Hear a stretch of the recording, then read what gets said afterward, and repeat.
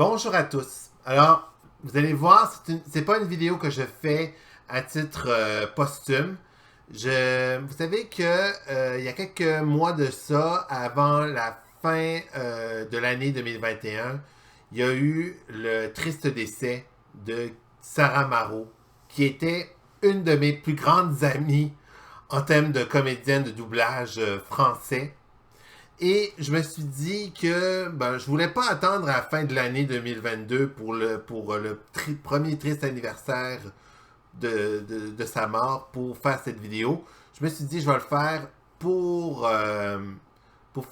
l'été. Donc oui, comme je fais absolument rien puis que j'ai rien à faire pour l'instant puis que je suis en pleine écriture d'une chronique fascinée que je veux proposer prochainement, je me suis dit, je vais vous raconter quelque chose qui va peut-être vous surprendre, mais je me suis dit, comme il y a presque 6 mois que ça s'est déroulé, je vais vous raconter quelque chose, je vais vous raconter, et là, je j'ai pas de texte sur moi, j'ai rien écrit, je vous parle directement comme une sorte de vlog. J'ai décidé de vous raconter un peu des anecdotes par rapport à Sarah. C'est comme une sorte de cadeau que je fais à sa sœur Kelly et à son frère Tony qui ont vu le décès de leur grande sœur décédée.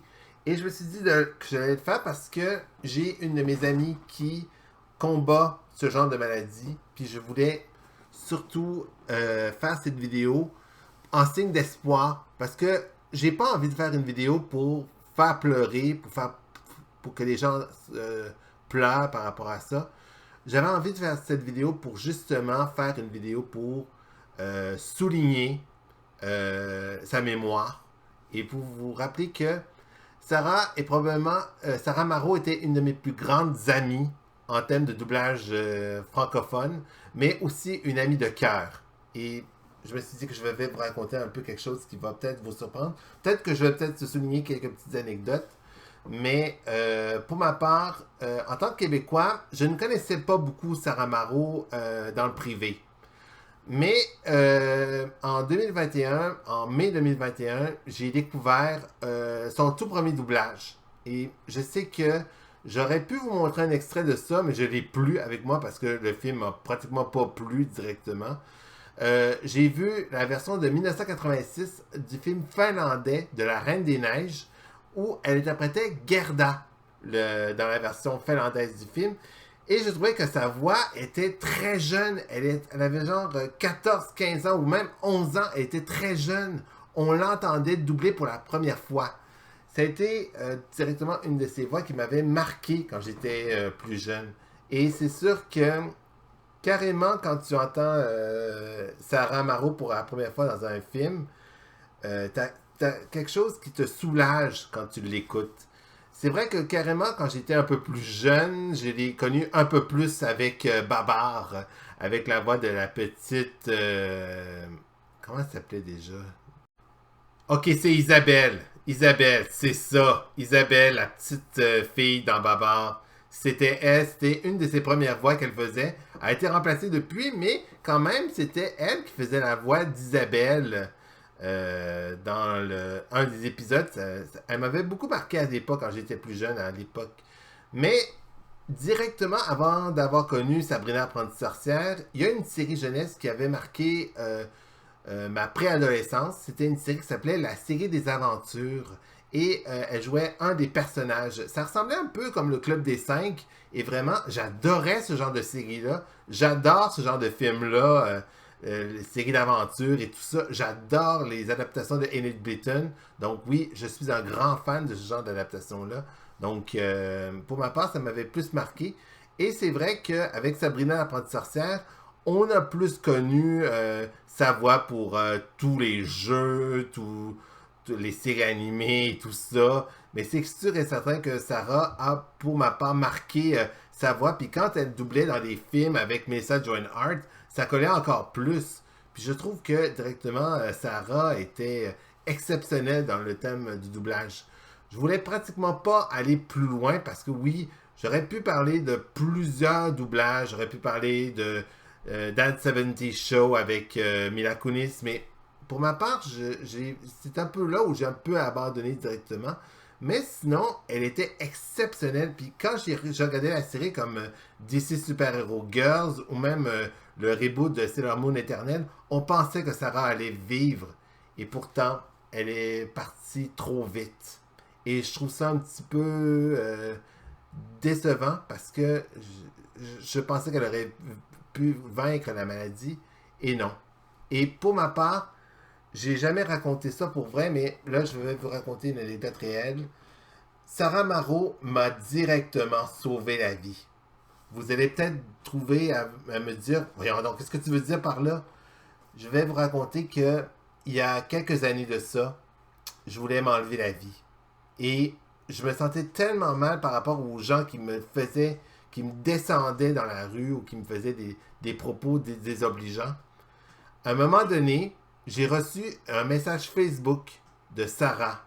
Elle a lu mon message.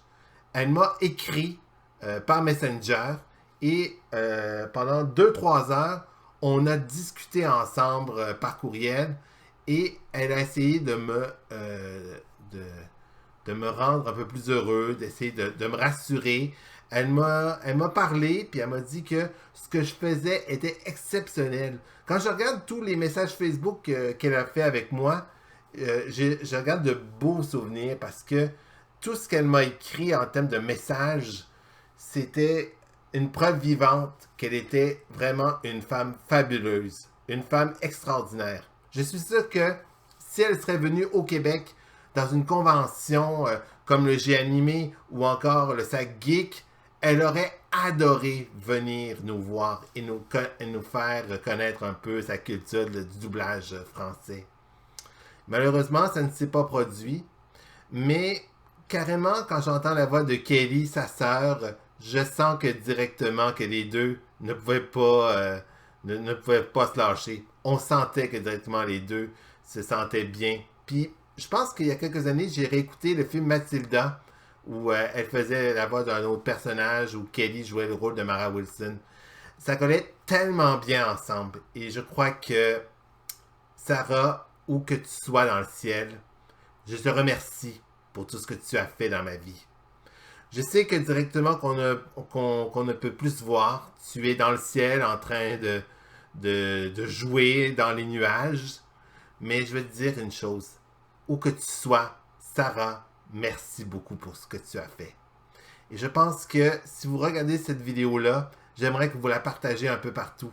Parce que je pense que ce genre de vidéo-là, où des gens puissent dire des commentaires signifiant qu'une personne autour de vous vous a fait du bien, faites-le. Faites une vidéo, écrivez-le sur Facebook.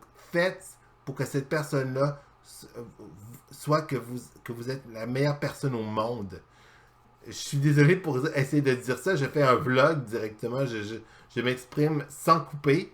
Mais en tout cas, si vous avez des problèmes, ignorez pas cette personne-là, puis venez l'aider. Écrivez-le, parlez-lui, faites un zoom, faites une vidéo avec lui pour la rassurer, puis dire que vous n'êtes pas tout seul. Faites que cette personne-là ne se retrouve pas dans une difficulté que personne ne pourra s'en sortir. En tout cas, c'est un peu ça que je voulais faire avec cette vidéo. Je vous remercie d'avoir vu cette vidéo. Je ne sais pas si Kelly, Tony ou la famille Marot va voir cette vidéo-là.